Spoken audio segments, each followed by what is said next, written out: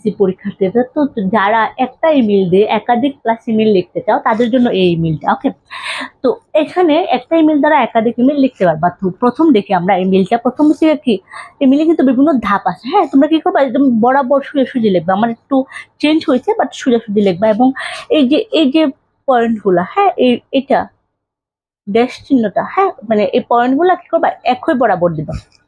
ওকে, এখানে একবার টু দেখি রিসিভারের নাম, মানে কি তোমার বন্ধুর যে নাম। তো এখানে আমার বন্ধুর নাম, ধরো আমার বন্ধুর নাম শুভ, তো এখানে লিখবা কি শুভ ইয়াও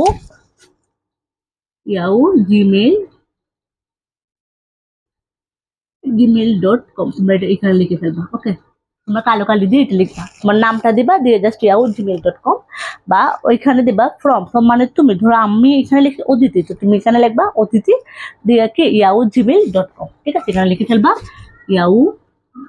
gmail.com। ঠিক আছে, এখন ডেট, কত তারিখে তুমি ইমেলটা পাঠাচ্ছ, কত তারিখে ইমেলটা পাঠাচ্ছ। তো ইমেলটা ধরো আমরা পাঠাবো 17 জুন 26।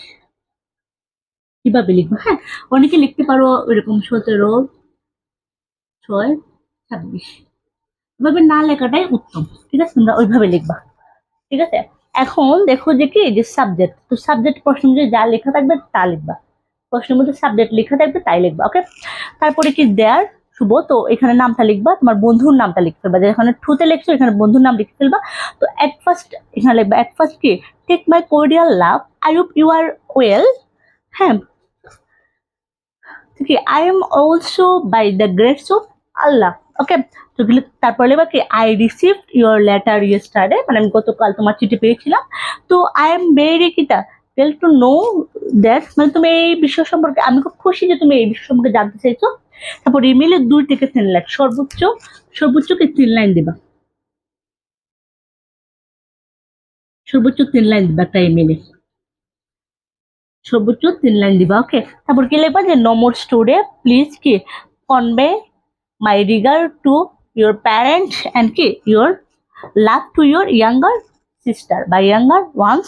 তারপর কি ইউর লাভলি ফ্রেন্ড, তারপর তোমার নামটা দিয়ে ফেলবা। এটাই ছিল জাস্ট একটা ইমেল লেখার শর্টকাট নিয়ম। তোমরা এই ইমেল দ্বারা কি 50+ ইমেল লিখতে পারবে।